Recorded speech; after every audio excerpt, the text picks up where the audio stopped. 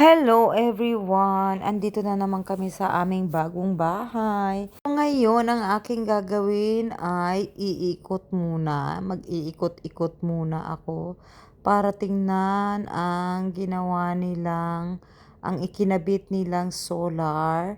Nagpakabit ako ng solar mga ka-everyone, gawa ng pag walang tao sa aming bahay.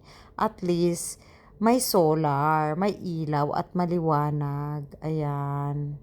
So, ikot-ikot muna ako. Sa totoo lang yung nabili kong solar mga ka-everyone is hindi maganda. Yung isa ay hindi pa naman na ilaw, na charge ba. So, ang gagawin ko ay ibabalik ko siya sa kung saan ko nabilhan. So, nakikita nyo yan, inikot ko yan nga ka-everyone. Kasi gawa na ang solar is nasa taas, pinatanggal ko lahat. Inilagay ko sa ibang lugar. Gawa ng, dyan sa rooftop ng main na bahay namin ay napakataas. So, hindi naabot yung ilaw ba, yung liwanag. So, ayan, iniba ko ng lugar. So, sobrang init, grabe, hindi makayanang magstay ng ilang oras or minuto sa labas, kaya pumasok na ako niyan.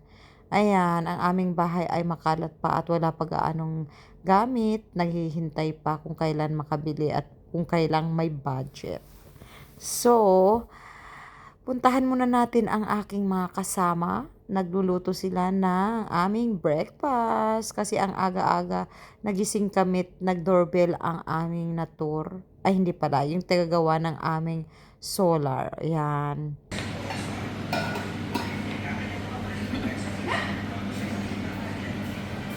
Ay, bahasa. While I was sleeping, and then I hugged your pillow, then I saw Daddy long leg spider. Spider? Yeah, big. Wala.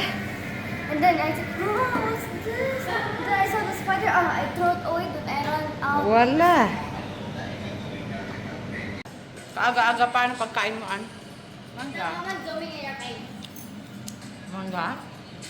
It's too early to eat the mango. Maybe. It's never too early. Paula siya.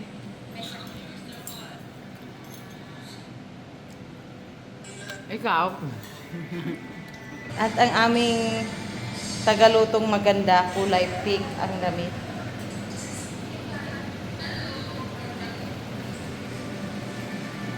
Anong ulam natin? Yan ang aming breakfast. Tulog pa ang aking dalaga. Yes.